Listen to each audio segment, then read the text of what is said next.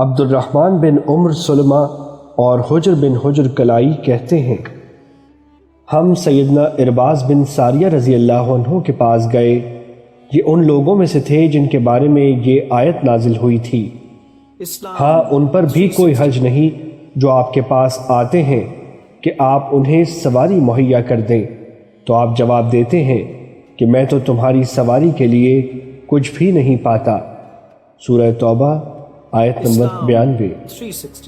ہم نے ان کو سلام کیا اور کہا، ہم آپ کی زیارت اور تیمارداری کرنے کے لیے اور آپ سے علمی استفادہ کرنے کے لیے آئے ہیں۔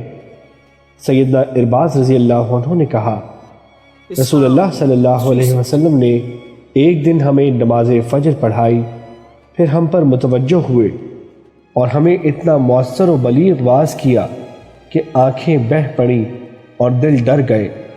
ایک کہنے والے نے کہا، اے اللہ کے رسول، یہ تو الوداعی واعظ و نصیحت لگتی ہے، بس آپ ہمیں کون سی نصیحت کریں گے؟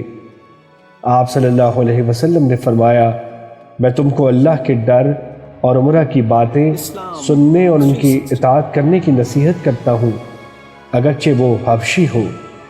پس بے شک تم میں سے جو آدمی میرے بعد زندہ رہے گا وہ بہت زیادہ اختلاف دیکھے گا، پس تم میری سنت اور ہدایت یافتہ خلفائے راشدین کی سنت کو لازم پکڑو، اس پر کاربند رہو اور سختی کے ساتھ اس پر قائم رہو، اور نئے نئے امور سے بچو، کیونکہ ہر نئی چیز بدعت ہے اور ہر بدعت گمراہی ہے۔